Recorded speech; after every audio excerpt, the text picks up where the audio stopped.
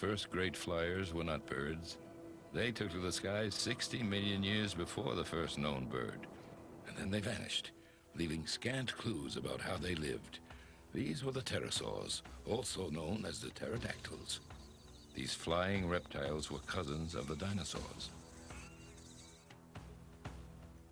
65 million years after the last pterosaur disappeared, scientists ask, how did reptiles learn to fly?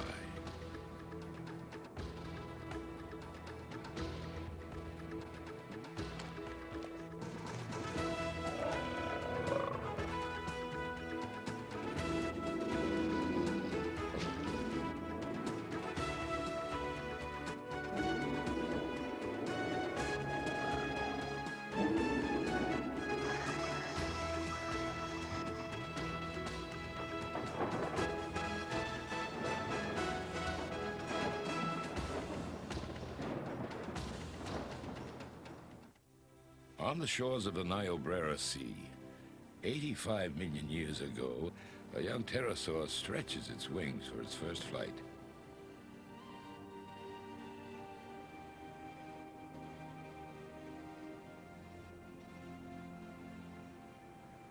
With a wingspan of nearly 20 feet, it scans for its first prey beneath the blue waters.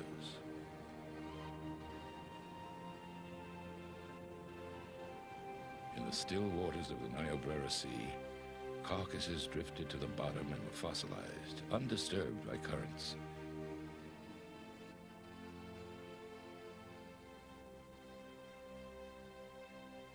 Today, all that remains of the Niobrara Sea is a dusty limestone chalk bed that runs from North Dakota to New Mexico. It is one of the few places in America where the fossils of pterodactyls are found. Like the dinosaurs, pterodactyls were reptiles, more akin to lizards than birds. Yet, like birds, pterodactyls could fly. Among the last of these flying reptiles was Pteranodon. Paleontologist Chris Bennett has spent thousands of hours prospecting for pterosaur fossils in the Niobrara chalk beds in western Kansas. 85 million years ago, this would have been at the bottom of a sea. It would be about 200 meters deep, and it ran from the Arctic Ocean down to the Gulf of Mexico, and the near shore was about 200 kilometers from here. The sea would be full of large mosasaurs, seagoing lizards, turtles, plesiosaurs, all sorts of fish, and above would be flying Pteranodon. A typical day in the life of Pteranodon would be flying out over this Niobrara Seaway, soaring on the wind, flapping occasionally in order to gain altitude and so forth, but mostly soaring on the wind, just as a lot of modern seabirds and large birds do today. They'd be chasing after schools of fish to feed, and probably would be spending most of their time feeding. At night, they probably would just rest on the surface of the sea as living albatrosses do today. Over the past 125 years, 1,100 fossils of Pteranodon have been unearthed here.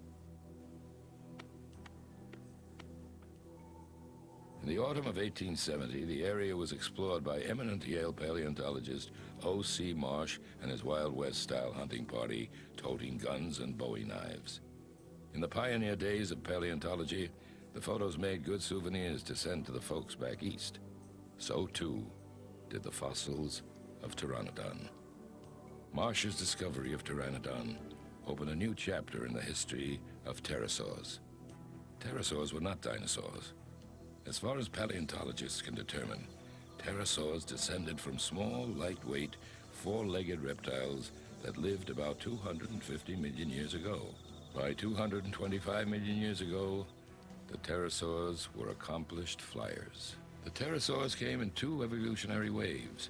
The first of them were called ramphorhynchoids, meaning pointy, curved nose. Their fossils revealed they were only about the size of pigeons. The ramphorhynchoids had long, skinny heads filled with teeth probably used for plucking fish out of the water. These early pterosaurs had long, stabilizing tails, like the tail on a kite. Their definitive evolutionary feature was a super pinky. The fourth finger on each hand had become longer than their entire bodies and supported a wing. The other fingers, normal-sized, developed claws. The first rhamphorhynchoids date back more than 200 million years. By 150 million years ago, they had evolved in great variety and covered the globe. The fossil record of the rhamphorhynchoids spans almost 50 million years, from 230 to 180 million years ago. For unknown reasons, by 180 million years ago, the rhamphorhynchoids vanished. A second stage of pterosaur, the pterodactyloids, rushed in to fill the gap. They exploded into a strange and diverse group. The earliest were the size of robins, but over millions of years, some grew as large as a twin-engine plane, with a wingspan of almost 40 feet. They weighed from a few ounces to 200 pounds. Most lost their teeth, though some developed rows of bristles, perhaps for filtering food from the water. The newer model pterodactyloids shared longer heads crowned with magnificent crests that could be up to twice the size of their bodies. Their head bones had become very lightweight, and their necks became bird-like, flexible, and strong. Their tails shrunk to little stumps, no longer useful for flight. The loss of the long tail heralds an important change for the flying reptiles. Without it, they depended more on subtle wing adjustments to compensate for changes in air currents during flight, behavior that implies greater intelligence than the earlier rhamphorhynchoids. Flying is perhaps the most strenuous evolutionary adaptation ever to arise. Scientists define two kinds of flying, soaring and flapping. Soaring flight, which depends on updrafts and breezes, requires less energy than active flapping. Like bats and birds, pterosaurs had skeletons which accommodated the large flight muscles controlling their oversized wings. Paleontologist Bob Bakker believes their muscular development indicates pterodactyls were strong flyers. If you analyze pterodactyls in the front leg, in the back leg, in the torso, there's no animal that's ever evolved such a complete commitment to powered flight. Nearly every ounce of body muscle is tied to the flight muscles. These were exceptionally sophisticated, exceptionally strong flyers. It takes enormous energy and muscle strength for all that flapping. That requires a sophisticated metabolism, a warm-blooded metabolism. It also takes a nimble and sophisticated brain. Scientists believe pterosaurs had both. Pterosaurs' commitment to flight was capped by a lightweight but very strong skeleton. Berkeley paleontologist Kevin Padian is an expert on the evolution of flight and the anatomy of pterosaurs.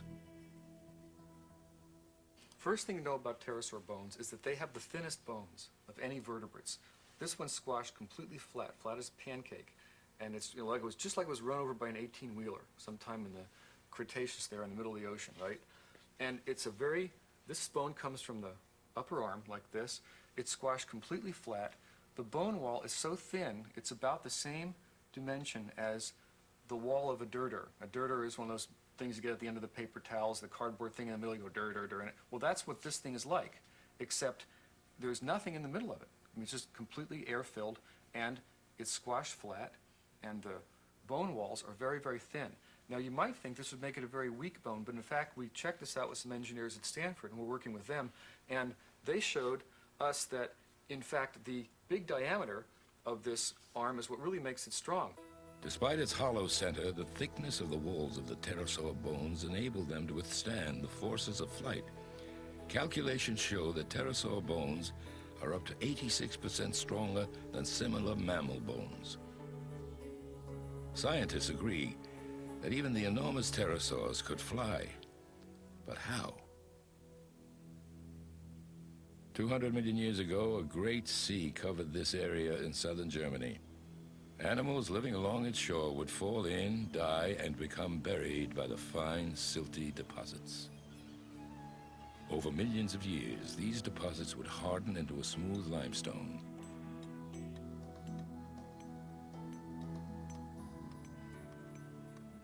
For centuries, this limestone had been quarried to make tiles and artist stones. But But in the late 1700s, something unusual was pulled from this quarry. A strange and twisted fossil with the body and head of a lizard. Its long, curving fingers were simply incomprehensible, almost dragon-like. It landed, as interesting fossils of the day often did, on the desk of Georges Cuvier, the brilliant French anatomist. If restored to life, he wrote, the fossil would resemble nothing in the modern world. In the early 1800s, a time that knew nothing of extinction, Cuvier's contention was revolutionary. It was the seed of an idea that would become a fundamental principle of evolutionary theory. Cuvier named the creature Pterodactylus, or wing finger.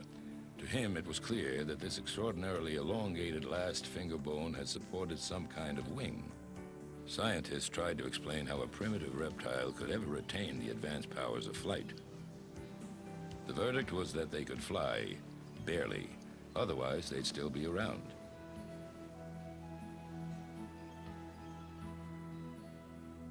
Paleontologist David Unwin of the University of Bristol, England, has studied the evolution of the pterosaurs. For many, many years, people thought that it was really a poor kind of flyer. They thought these animals were only capable of hurling themselves from cliffs and crashing to the ground and then sort of staggering back up again and doing the whole thing over. At the turn of the century, the English geologist H.G. Seeley wrote a popular book called Dragons of the Air. After studying pterodactyls for decades, Seeley argued they were extraordinarily sophisticated, warm-blooded flyers. His opinions did not prevent the pterodactyl's fall from grace. Science decided that the first experiment in non-insect flight was an abysmal failure. Professor Seeley at Cambridge in the 1870s had a magnificent monograph about pterodactyl joints and how they moved, and he said these were hot-blooded like birds and powerful flyers, very agile and able critters.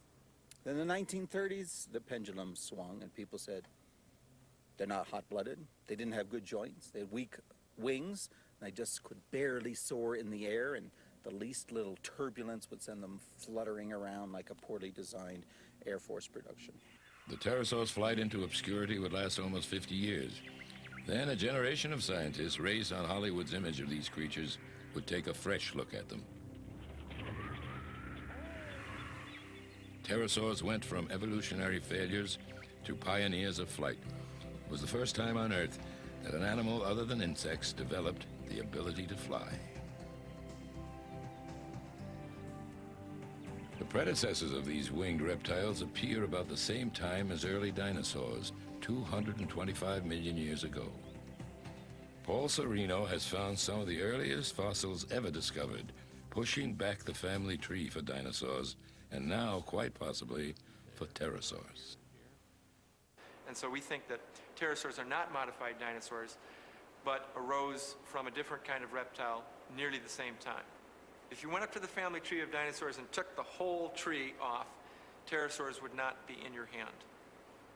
They're outside that. Scientists have nothing to compare the pterosaurs to.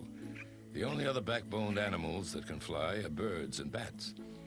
Since the 19th century, paleontologists believe that pterosaur wings were bat-like, leathery, stretching between 4 elongated fingers and their feet. Bats' wings attach to their hind legs, making bats strong flyers, but presenting a burden once they've landed. On the ground, bats walk on 4 legs, awkwardly lifting their wings off the ground. David Unwin supports the bat-like view of pterosaurs. And basically, the hind limbs are sprawling out sideways and the feet are sort of turned right out like this. And then the forelimbs came down and they had 3 little fingers and claws on the ends down there, and they put these down on the ground, and they had the enormous great wing finger would be spreading up round and over the back, and they moved along rather slowly and very laboriously. Remember, they have wing membranes attached to their hind limbs and going between their hind limbs, so they move along quite slowly and laboriously, and they certainly didn't move very fast at all when they were on the ground. Other scientists believe pterosaurs were 2-legged and bird-like, with narrow wings attached at the hips, leaving their hind legs unencumbered for walking. Paleontologist Kevin Padian demonstrates. Pterosaurs walked like birds and the other dinosaurs. And the reason we know this is they have their pelvis and their hind limbs set up like the feet of dinosaurs and birds. They have thigh bones in which the head of the thigh, the femur, comes right into the socket like this, very much like our femora. Now, if you just look at our femora, which has this big ball and socket joint, we could stick our legs out like this and we could walk like that. But in fact, we don't do that. How do we know that? We look at the rest of the leg. And in pterosaurs and birds, they have this femur that goes out like this, and they have a knee joint here. They have very long shin bones. They have an ankle that only works like a hinge in this direction. So they have to walk pretty much like this, very much like birds do. And they also walk on their toes. So they put one foot in front of the other. They're slightly toed inwards, like birds, like dinosaurs. The fossil record doesn't contain a perfectly preserved soft tissue imprint that could answer the question of bird-like or bat-like anatomy. Paleontologist Chris Bennett feels that comparisons to birds and bats will never sufficiently explain the remarkable fossils of the pterosaurs. I think we could learn a lot about pterosaurs by comparing them to the living flying animals, birds and bats. But I also think that the pterosaurs are as different from birds as they are from bats, and probably as different from those two as birds and bats are different from each other. I think basically pterosaurs are pterosaurs. Though our picture of pterosaurs has changed with new evidence, their place in our imaginations has never wavered. Bob Baca has followed the pterosaur's trajectory through science and popular culture. I like pterodactyls. A lot of people like pterodactyls. How scientists view pterodactyls has gone in a complete circle. The most exciting thought about pterodactyls is this. You watch a movie with good pterodactyls. Watch King Kong. You know, the pteranodon that tried to eat Fay Ray, this great big black, harpyish, ugly pterodactyl comes down, grabs Fay Ray, and she screams, and King Kong saves her. What we're realizing now is something awfully obvious. Pterodactyls weren't gray. They weren't ugly, bat-like, black monsters. While the question of wing structure remains unsettled, scientists look for other clues to pterosaur behavior. The answers may lie in the Niobrara chalk bed in Kansas, where the fossils tell a surprisingly detailed story about the lives of the pterosaurs. For decades, paleontologists recognized that two distinct types of pteranodons were coming out of the Niobrara chalk beds.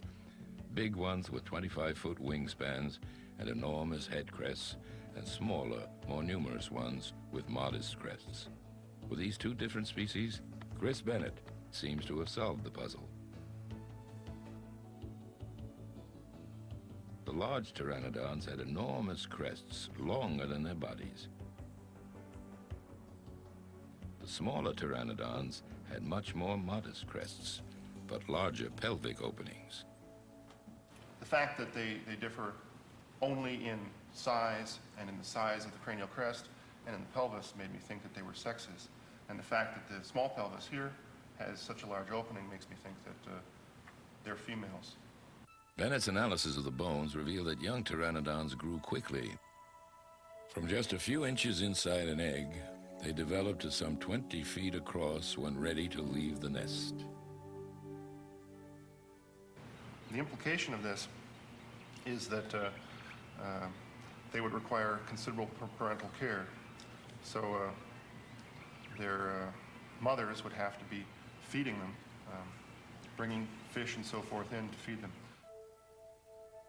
The development of parental care enabled Pteranodon to grow to unprecedented size, with a wingspan of more than 23 feet. But Pteranodon was dwarfed by what came later.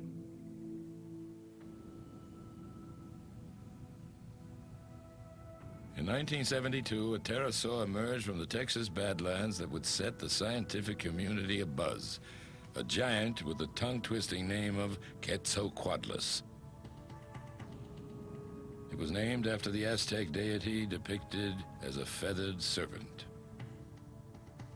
Known from a single enormous fossilized wing bone, Quetzalcoatlus was one of the last and perhaps the greatest of the flying reptiles.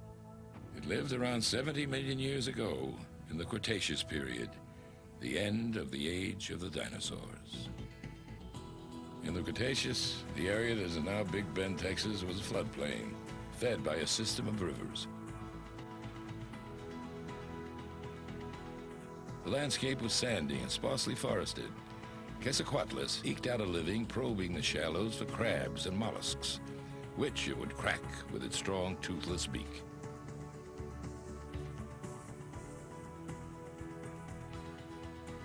Quetzalcoatlus may also have lived like a vulture, scavenging meat from drowned animals. In full flight, Quetzalcoatlus would have been the size of a military aircraft with a wingspan of 39 feet and weighing up to 200 pounds. But the discovery reopened an old question. Had evolution played a trick on pterosaurs, making them too big to fly?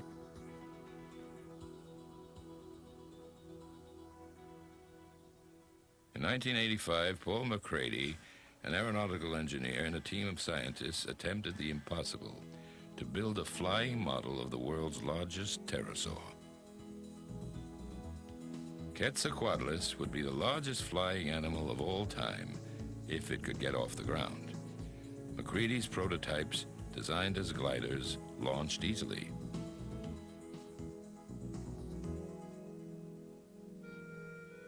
But they were not successful.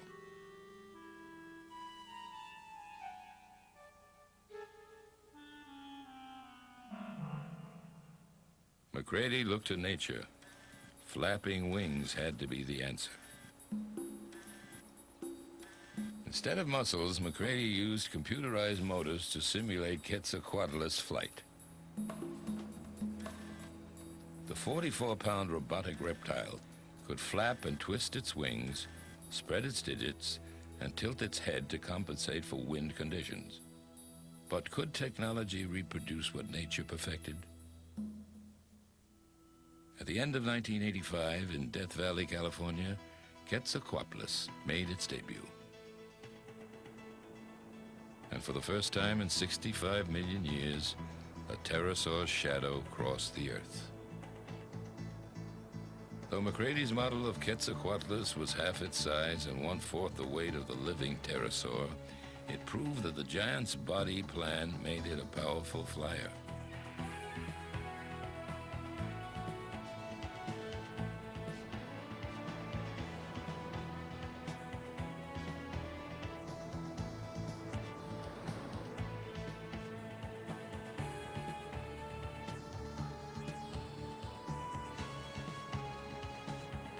Pterosaurs survived for more than 150 million years throughout the age of dinosaurs. Like the dinosaurs, 65 million years ago, they vanished. Some scientists have suggested that the high winds brought on by the changing climate at the end of the Cretaceous literally blew the pterosaur into extinction. Some suppose they were simply outcompeted by birds. It may have been a matter of size. When the pterodactyls suffered their final extinction, they were all big. I mean, really big. They were in that upper zone of mobile big critters that suffer extinction. Birds, meanwhile, include a great variety of small and medium species. So they sailed through the extinction. They survived. They were below the threshold. Pterodactyls were all above the threshold and got knocked out. Only in the imagination of science does the pterosaur darken the skies.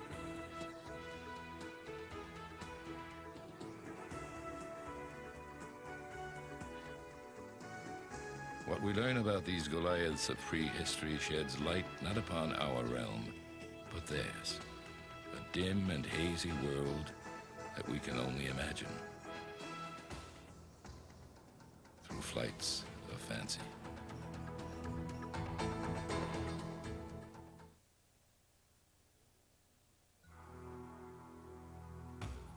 Over 1 million years ago, in remote caves in China and Indonesia, our prehistoric ancestors mastered fire, shaped stone tools, and faced ferocious predators such as saber-toothed cave lions. Until recently, these ancient Asians were thought to have become a dead-end branch of the human tree. But now, controversial theories are disputing the conventional picture of modern man's origins in Africa.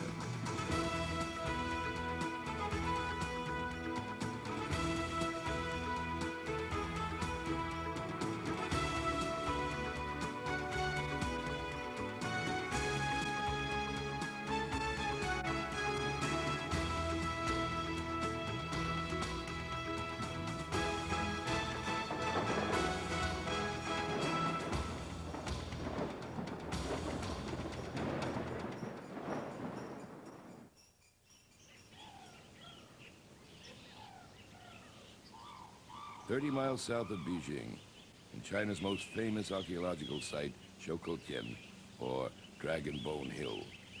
In this cave, dozens of extraordinary skulls and bones have been unearthed, dating back 1 million years to a time when our ancestors were not yet fully human.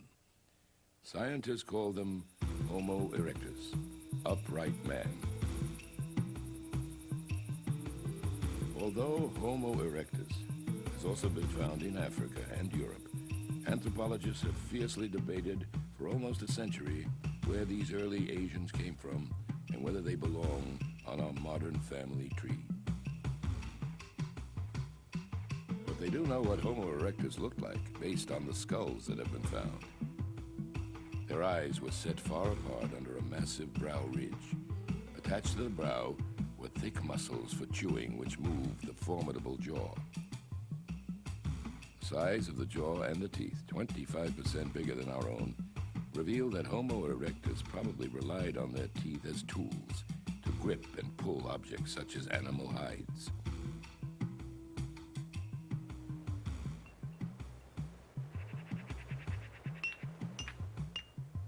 Simple stone tools showed that Homo erectus was also intelligent.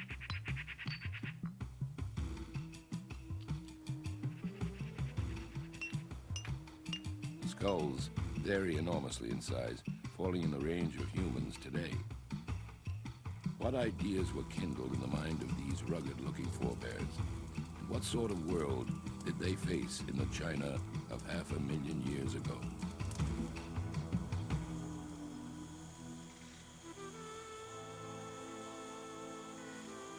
Back then, much of the Earth's climate was colder and drier.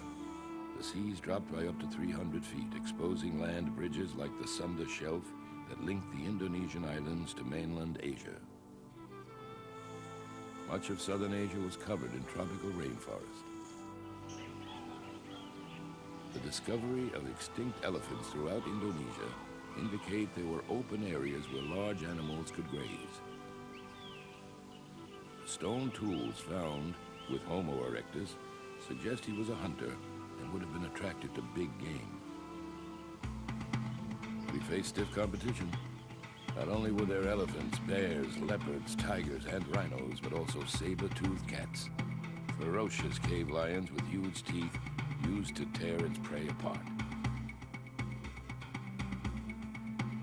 Many erectus bones from Asian cave sites bear gnawing marks, suggesting their owners were dragged to the cave as victims of these fierce predators. But where did these primitive humans come from? Did they originate in Asia or migrate from somewhere else? The trail of clues began in Indonesia, where the very first skull of Homo erectus was found by an adventurous Dutch anatomist, Eugene Dubois, back in 1891. Prospecting for fossils along the banks of Java's Solo River, Dubois unearthed a thick skull cap which he was convinced belonged to a primitive human. At first, his finds were ridiculed, so he hid the bones under the floorboards of his home in Holland.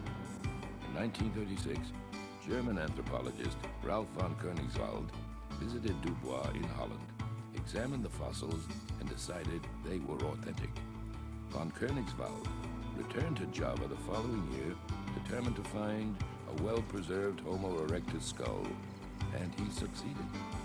This time, nobody doubted that this rugged skull with its beetle brows and massive jaw belonged on the human family tree. Other skulls eventually surfaced in Europe and Africa.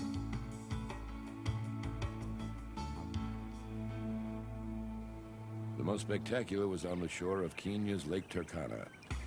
On a broiling August afternoon in 1984, renowned fossil hunter Kamoya Kamau was out prospecting when he spotted a dark brown fragment of skull.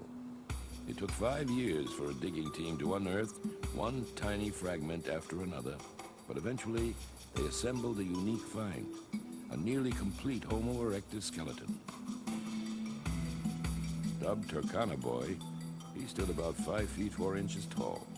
Yet surprisingly, he was still only 12 years old when he died.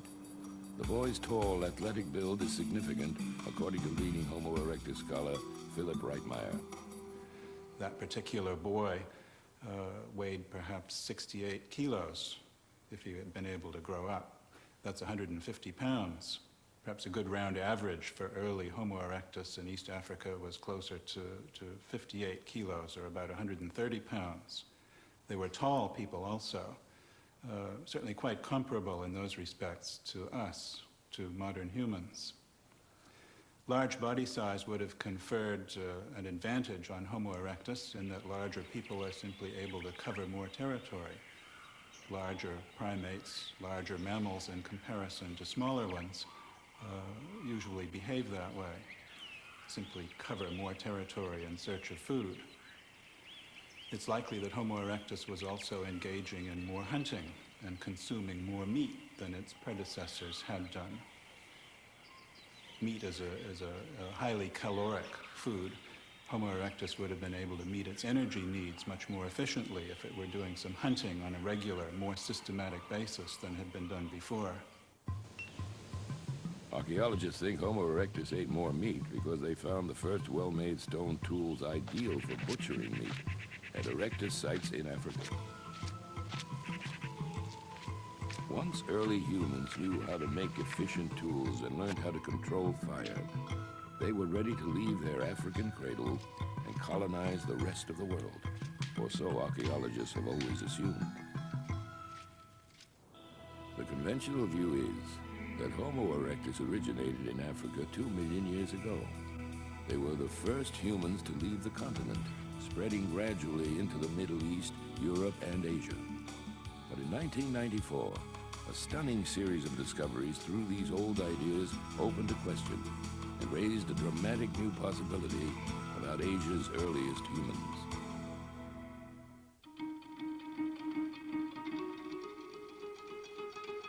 The mystery of Asia's earliest humans first emerged at the Shokotian caves near Beijing in the 1920s. Here emerged the fossils that quickly became celebrated as Peking man, even though many of the bones actually belong to women and children.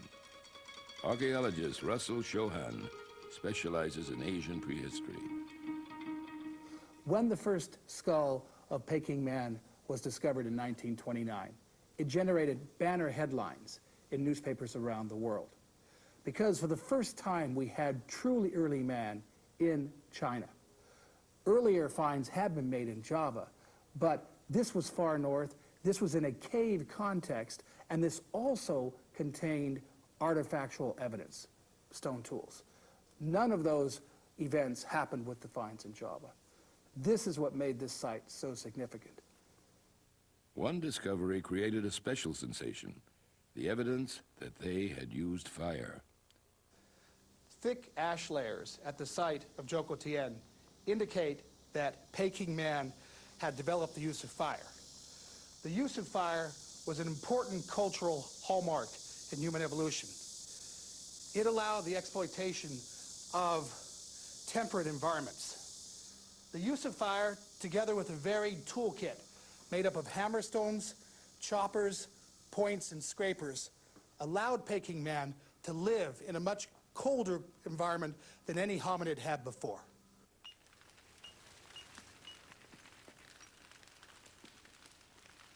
Another sensation was created by the theory that the bones found in the caves were the result of cannibal feasts.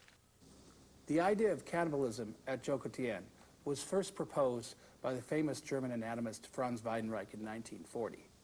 Weidenreich couldn't explain how the bones of Peking man had gotten into the cave. In addition, upon studying those remains, he also was puzzled by the fact that there was a disproportionate number of skull remains to limb bone remains. He came up with the idea that cannibalism was responsible for this occurrence.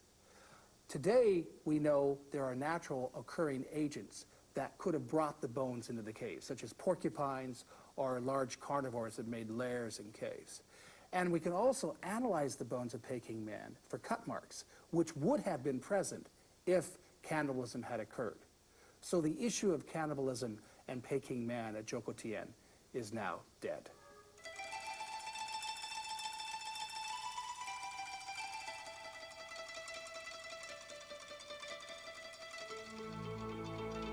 Digging at Chocotian continued for over a decade, from the 1920s to the 1930s. When the Japanese invaded China, the digs director, Franz Weidenreich, decided he would leave for America and take the fossils with him. The fossils arrived at the port serving Beijing on December 7, 1941, the day the Japanese bombed Pearl Harbor.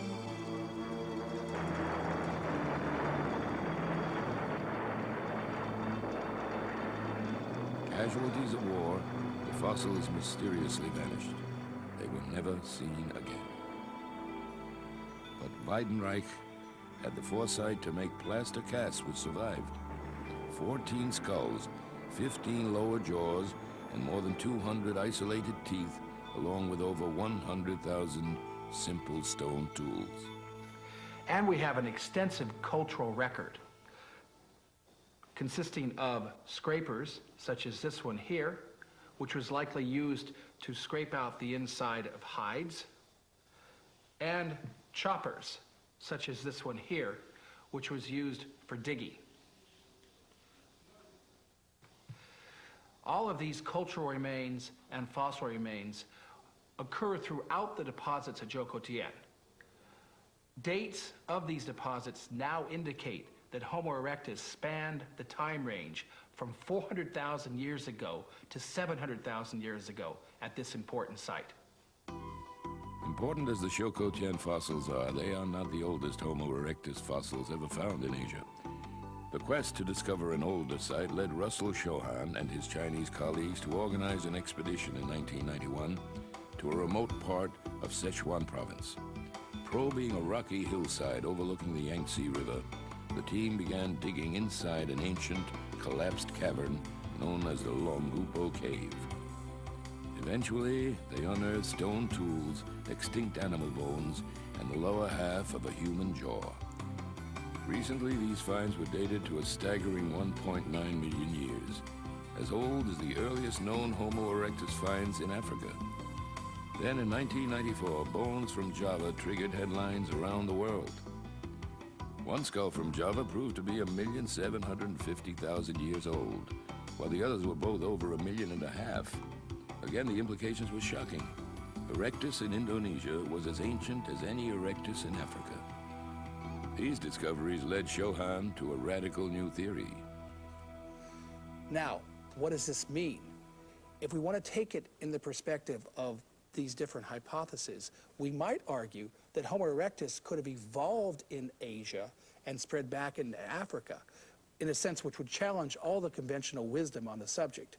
By this I mean maybe the ancestor of erectus spread out of Africa 2.5 million years ago, populated the rest of the old world, and then was subsequently reintroduced back into Africa at 1.7. This is a rather radical interpretation, but it is certainly a plausible one given the new dates in Asia.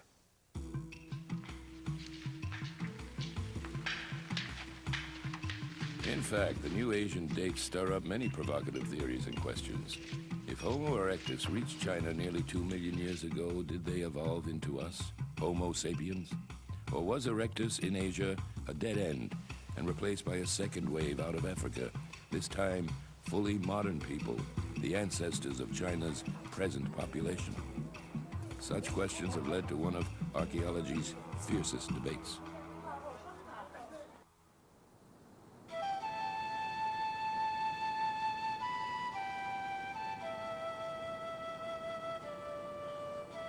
Half a million years ago, Homo erectus lived in these caves near Beijing, sharing the valley below with deer, horses, elephants, and cave lions. Today, fossil casts of so-called Peking man are kept in the local museum, where anthropologist Russell Chauhan compares the skulls of these ancient humans to our own. Here in front of us, we have a typical skull of Homo erectus from Chocotian.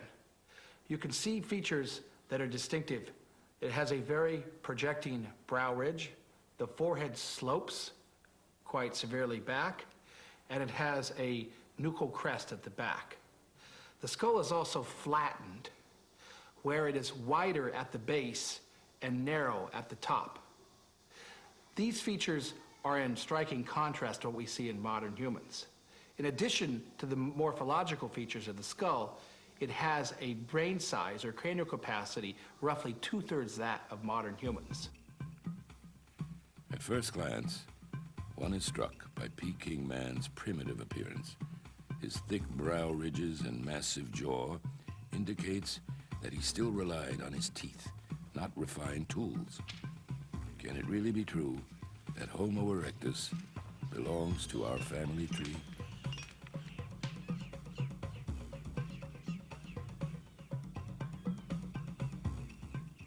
It's a tantalizing question, and the evidence of Choukoutian reinforces the mystery. At one of the caves, skulls were found dating to relatively recent times, just 30,000 years ago. The bones belong to Ice Age hunters who probably spent the winter sheltering in the caves. Are they the direct descendants of Peking man and the ancestors of the modern Chinese? Physically identical to modern humans, they were definitely Homo sapiens. But did another human branch leave Africa a second time and lead to the population we see in Asia today? In the 1980s, an ingenious technique was developed to trace the genetic history of the world's populations. It involves sampling the genetic material known as mitochondrial DNA, passed down only through the female line.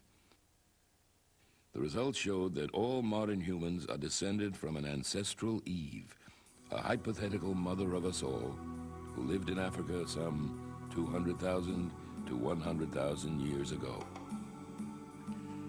The theory caused a sensation. Recently, major flaws were exposed in the DNA Eve theory, yet archaeologists such as Philip Reitmeyer are still convinced that the fossil evidence can only be explained by a great migration of modern humans out of Africa 100,000 years ago. Certainly some of the best evidence as far as modern human origins are concerned comes from Africa, particularly from the southern part of Africa. I have in mind a cave called Classy's River Mouth on the coast of South Africa. Classy's has yielded a number of human fragments. Unfortunately, the bones are rather badly broken up. There are mandibles with teeth, bits of face, bits of skull vault, some limb bones also.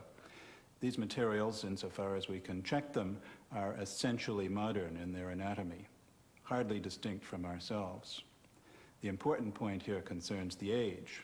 Classy's has been well dated at this point through a number of lines of evidence. The first occupation at Classy's River Mouth dates right back to more than 100,000 years ago. People were resident in the cave for a time after that. This, to my mind, constitutes some of the strongest evidence we have pointing to an African origin for modern people. Reitmeyer and others think that modern humans spread out of Africa 100,000 years ago, and that their superior intelligence and technology drove Erectus and its descendants in Europe and Asia into oblivion. But these two researchers disagree. Milford Wolpoff of the University of Michigan and Alan Thorne of Australian National University are longtime collaborators. For years, they've taken a maverick position on the origin of modern humans. They deny the conventional out-of-Africa theory and argue that modern Asians evolved in a smooth, unbroken line from their ancient roots. Now, all of this took place with evolution that was within East Asia. There's no evidence at all of some new set of people coming in and replacing this whole sequence or even changing it. It is continuous. It comes up to people in Java who've got brain cases that are in the modern range. These people are just as smart as you or me, on into Australia and on into modern people, and in East Asia the same thing. Now, it's a continuous evolution. It's not broken. Once people leave Africa, we don't need a second movement out of Africa.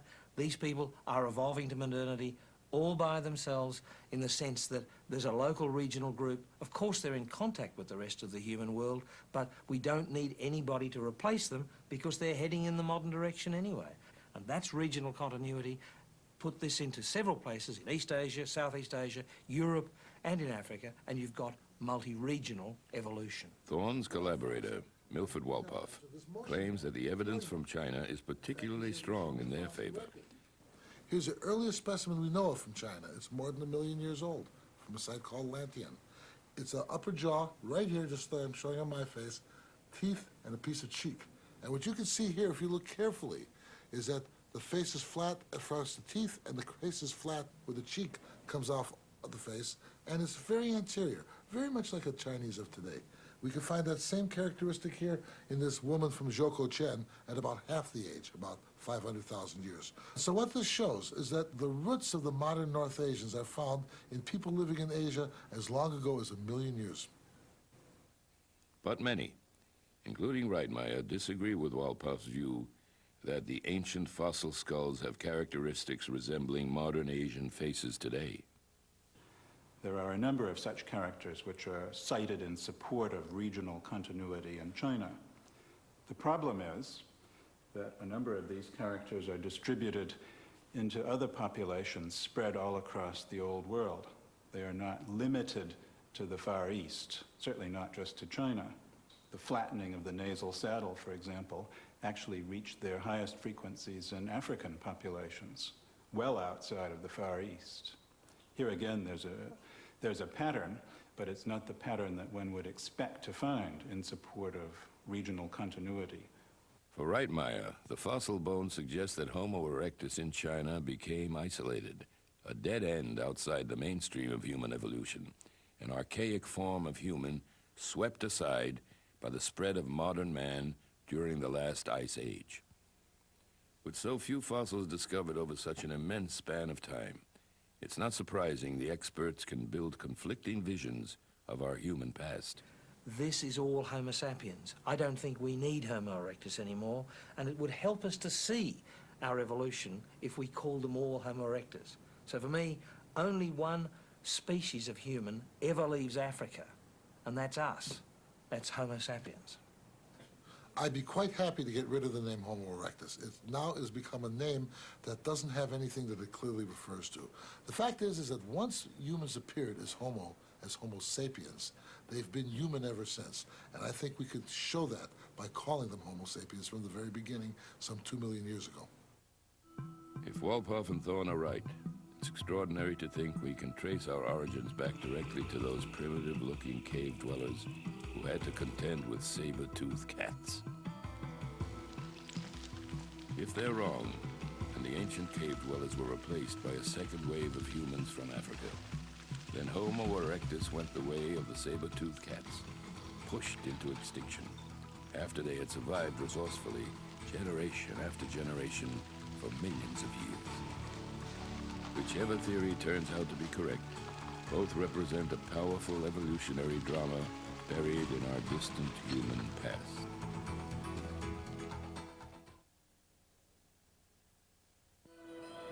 Western North America, 65 million years ago. The world is about to come to an end. An asteroid 6 miles wide slams into the Earth. Dust clouds block out all sunlight. Thousands of species perish. The dinosaurs never recover, and mammals inherit the Earth. It's a compelling theory, but scientists still debate what really did in the dinosaurs.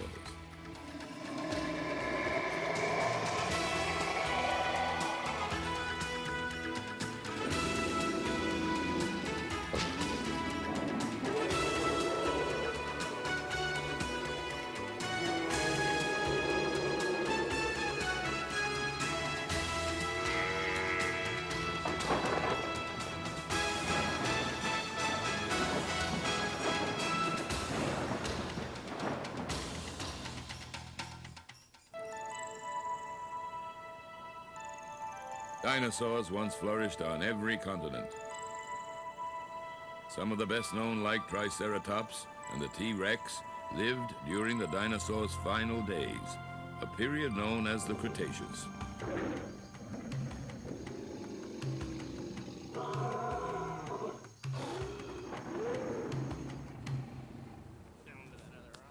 When the Cretaceous period came to an end, 65 million years ago, so did the dinosaurs.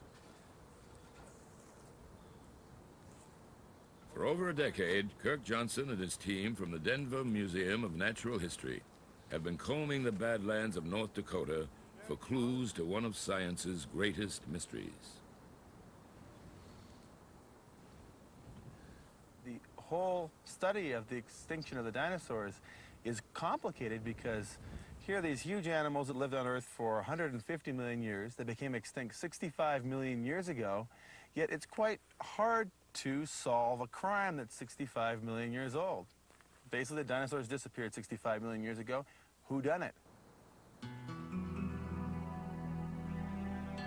Covering hundreds of square miles of parched terrain along the Little Missouri River, the Dakota Badlands is one of the best spots on Earth where the mystery can be investigated, where well-preserved fossils survive from the crucial time just before and just after the dinosaurs vanished.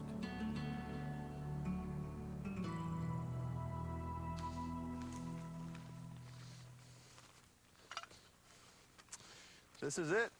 This is the horizon which marks the extinction of the dinosaurs. Below this level, and out in here, there are dinosaur fossils. Above this level, in these rocks, there are no dinosaur fossils. So I'm actually standing on the level that marks the extinction of the dinosaurs. What happened between the periods, the Cretaceous and the Tertiary, that could have caused the dinosaurs to vanish? One of the most compelling clues is at our feet, in a telltale layer of clay. An analysis of a sample taken in Gubbio, Italy, in 1978 revealed it to be rich in an element called iridium. Normally rare in the Earth's crust, iridium is common in meteorites. Yet the Italian sample had over 30 times the normal concentration of iridium. That amount could only have come from outer space. The clay layer circles the world from New Zealand to North Dakota. In every instance, the clay contains high quantities of iridium. There was only one way so much iridium could have been spread around the world. A giant asteroid must have struck the Earth.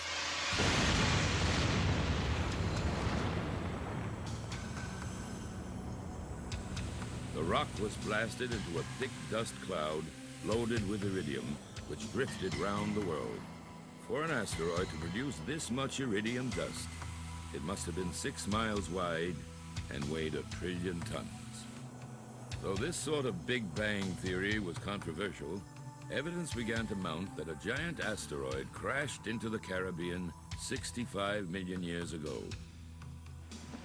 Traces of a crater 120 miles wide were found in northern Yucatan. To leave a crater this size, the impact must have been 10,000 times more powerful than if all the nuclear weapons in the world exploded at once.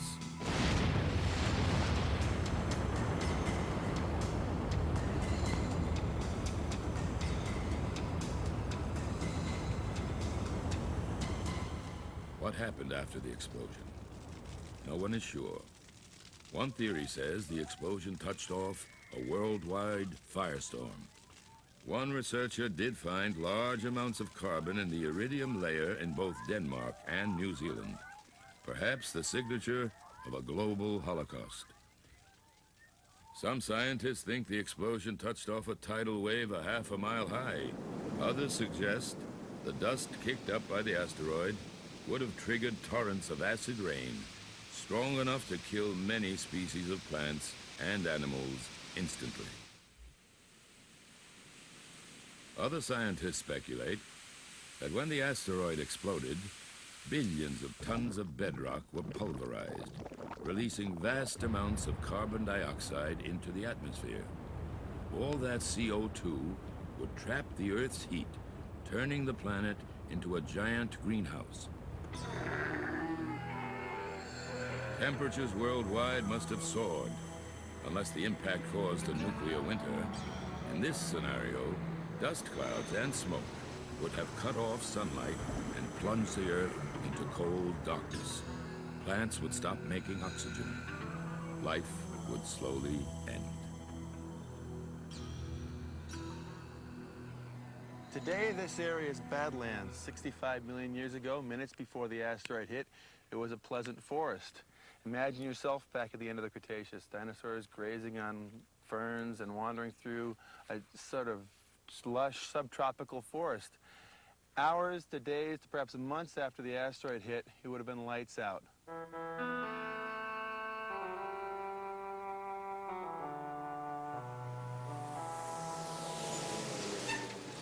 Since scientists disagree on the impact of the asteroid, they've turned to the fossil record for clues. You guys know where we are? Somewhere up in here. Somewhere southeast. Yeah.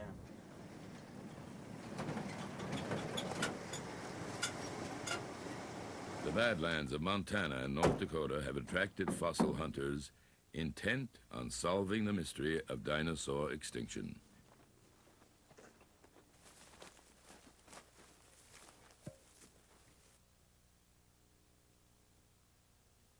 Kirk Johnson is looking for fossils too, but not of dinosaurs.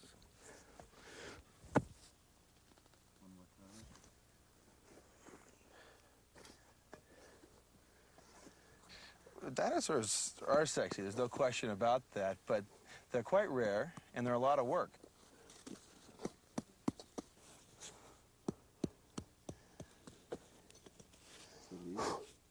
Fossil leaves tell you a real different story. They give you the context. I mean, if you look at the world today, it's a green planet, and plants cover the surface of the Earth. Plants are living in environments and responding to them, so you can learn quite a bit from the world from looking at the plants. Not only that, but since plants are common on the landscape, they're common as fossils. We've done counts in modern forests and found that you get, for instance, in a single forest, there are 10 million leaves produced per acre per year. So looking at the fossil plants really gives you a window into the late Cretaceous world that is more informative than just looking at the animals.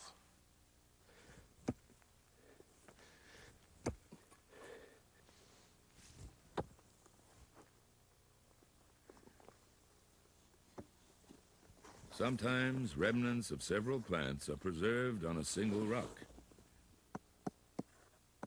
Good sound.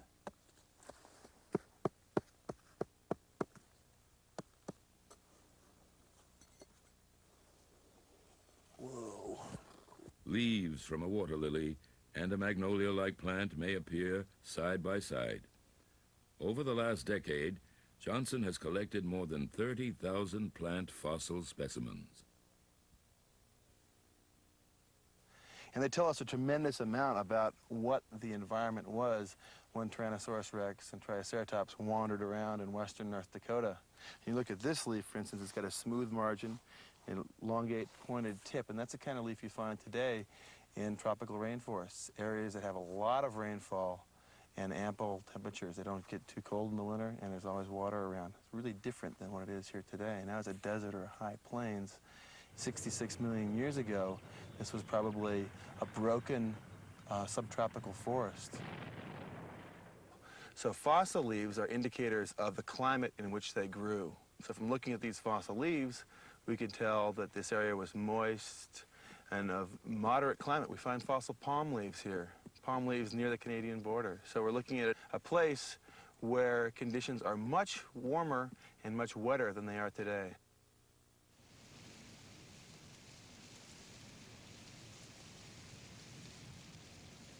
More clues turn up under Johnson's microscope. Ancient pollen. From these, he has identified more than 100 species of plants from the late Cretaceous period. But at the end of the Cretaceous, something happened. According to Johnson, nearly 80% of all plants went extinct. I'm fully convinced that there was a major biologic catastrophe at the end of the Cretaceous, and that catastrophe is precisely timed with physical evidence for an asteroid impact. So I think an asteroid was the culprit.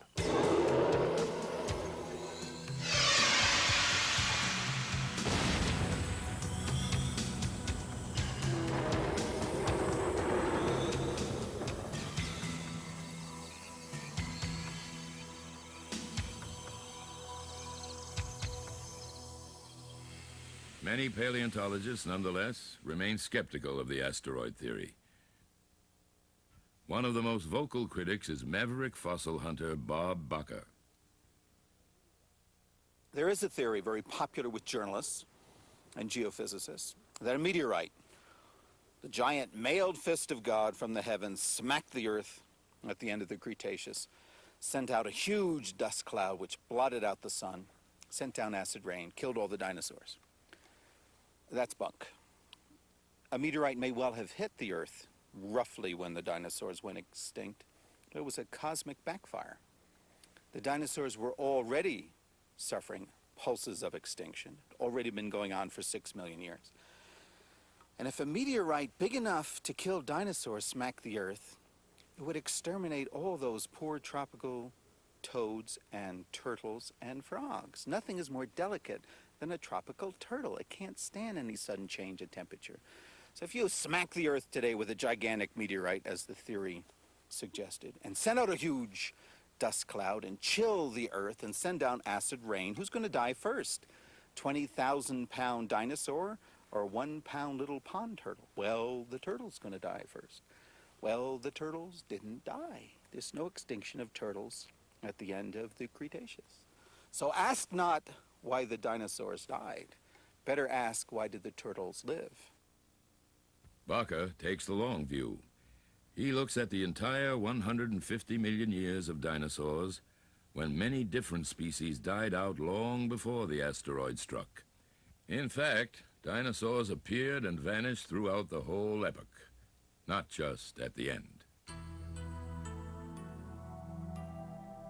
It's really quite frightening. It's the same pattern again and again and again and again. What we're looking for is a serial killer, a Darwinian serial killer who strikes land and ocean every 10 or 15 or 20 million years and hits exactly the same way. And the serial killer has a extremely refined victim profile. It's always the same animals in the ecosystem who are hit. It's always the same animals who are left alone. Now that's both frightening and intriguing. According to Bakker, the trouble began early during the Cretaceous era. The supercontinent of Pangaea began to break up, and the land masses of today began to emerge. A huge inland seaway covered North America from the Gulf of Mexico to the Arctic. The seaway slowly rolled back, and land bridges now linked continents that were previously isolated. When shallow seas drain away, animals can walk. A dinosaur could walk from Wyoming across Alaska to Mongolia, and vice versa. A Chinese dinosaur can walk across the Bering Land Bridge down through Canada into Wyoming. Every dinosaur that moves would be carrying 20 or 30 diseases. At the end of the Jurassic, there were land bridges everywhere. Dozens of dinosaurs were moving, carrying hundreds of diseases. There's no way you could prevent worldwide die-offs of the animals who moved. Yet there is no evidence to prove the dinosaurs did themselves in. Harvard biologist Stephen Jay Gould favors the asteroid theory and suggests a simple reason why large animals are more vulnerable than small ones in a catastrophe. Now, why did dinosaurs die? Well, we don't know, but if you wanted to conjecture, it's certainly plausible, and I'm just giving you a conjecture now, that the large size of dinosaurs may have been very detrimental to their existence in catastrophic times. Because if you have very large bodies, then your population size isn't very big. And the best way to get through a catastrophe is to have lots of you, because this is a chance and fortuitous event, and the more of you that are around, the better the opportunity that some of you will get through. Also, if you're very big, you tend to be quite specialized. There literally aren't many places to hide. Whereas mammals, these tiny little creatures, probably had very large populations and did have places to hide, both figuratively and literally. Although size alone may have doomed the dinosaurs, a new study of the fossils is revealing accessories to the crime.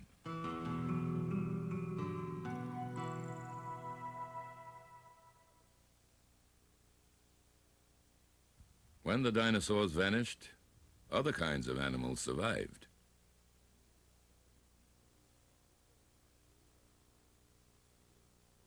A new and far-reaching study of fossil bones by David Archibald of San Diego State University reveals some interesting patterns in what lived and what didn't.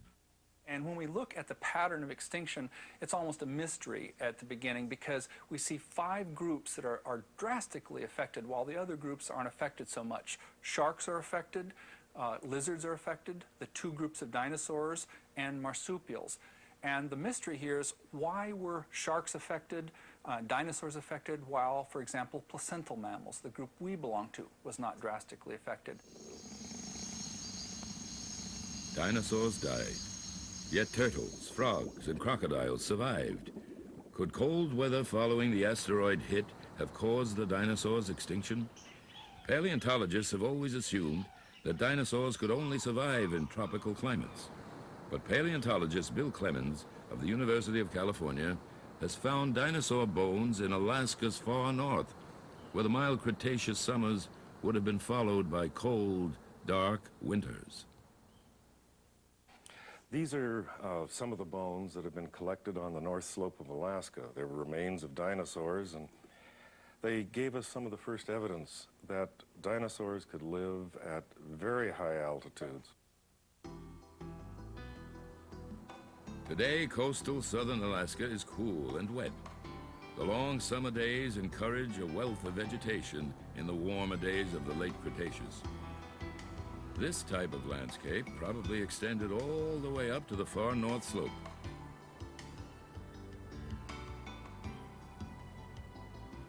Small plant-eating dinosaurs thrived. The agile Hypsilophodont had a horny beak for cropping branches and powerful hind legs, which suggests dinosaur gazelles. Bill Clemens found many of their bones in Alaska's far north. Bones like these from the North Slope show us that dinosaurs lived in that cold, dark environment some 65 million years ago. And if you look at the specimens, there are elements from small forms, from larger forms, so that we know we had everything from hatchling dinosaurs to old adults. The most striking discovery was the large number of bones from young animals. The old theory was that these nimble grazers migrated to Alaska for the summer and headed south again for the winter. But Clemens argues that juveniles this young wouldn't survive a 1,000-mile migration. Could they have thrived here year-round, even in winter? Recently, several other dinosaur species have been unearthed in southern Australia, which 125 million years ago had dark, freezing winters. The case for cold-adapted dinosaurs begins to add up. If the world had been plunged into cold darkness after the asteroid hit, then the cold-adapted dinosaurs should have survived, and the warm-loving turtles should have perished. But actually, the opposite occurs. Dinosaurs become extinct, turtles and crocodiles survive, which tells us then that it wasn't extreme cold or extreme darkness that caused the extinction of these beasts. What really killed off the dinosaurs, Clemens believes, is a gradual cooling in climate over millions of years, a slow, subtle pressure that pushed dinosaurs into oblivion. He draws an analogy to the plant world today. In the deserts of the American Southwest, cactus plants tolerate a wide range of temperatures between day and night. But in the Arizona mountains, there is an abrupt ceiling beyond which the cacti stop growing. So it was with dinosaurs, says Clemens. They could tolerate some changes in climate, but they had their limit. The asteroid theory paints a vivid picture of dinosaurs perishing in a few dark, freezing days or weeks following the mighty impact. But the fossil bone and plant research makes that picture seem too simple. The meteorite theory is awfully popular because it makes a great magazine cover. Time magazine had this wonderful painting of a T-Rex in distress as this grand fireball came down on it. It's great art, it's great cinema, it's bunk science. It ignores the victim profile. Remember, we've got a serial killer to find, somebody who kills in the ecosystem the same way every time. And the victim profile doesn't include frogs and doesn't include pond turtles. And the meteorite theory completely ignores those unfortunate, uncomfortable facts. It's hard to say which is more sensational, a serial killer or a giant asteroid. But one indisputable fact remains. Lots of dinosaurs are dead. It was sort of like National Enquirer or Science. The asteroid killed the dinosaurs. But in the 14 years that have elapsed since the discovery of iridium in Italy, an enormous amount of data has been compiled, both about asteroids, about asteroid impacts, and about the biotic record, the record of plant and animal life across the Cretaceous-Tertiary boundary. Now, with all the recent hullabaloo about the comet striking Jupiter, we begin to realize that asteroids and comets and impacts are not uncommon things in our solar system, and there's no reason that we shouldn't expect asteroid impacts or comet impacts to be a moving force in the evolution of life on this planet. We may never know if dinosaurs died out in epidemic waves, or if the discovery of the iridium layer is a real indication that subtle climactic pressures were at work. But one thing is certain. Without extinction, life on Earth would have taken an utterly different course, according to Stephen Jay Gould. And it's therefore likely that we're here today because, by the luck of the draw, dinosaurs who had been dominant over mammals in ordinary times got felled in a mass extinction for which no creature could prevail or prepare. No, some I didn't say that. Got killed in a mass extinction for which no creature could possibly prepare. And again, that gives the history of life its very quirky, fortuitous, chancy character. We are literally here only because of the good fortune of dinosaur extinction. For any detective, it would make a baffling case, with several likely culprits. A slowly changing climate, a stalking epidemic, and a runaway asteroid. The trail of the clues is cold by 65 million years. What killed the dinosaurs is a case that may never be closed.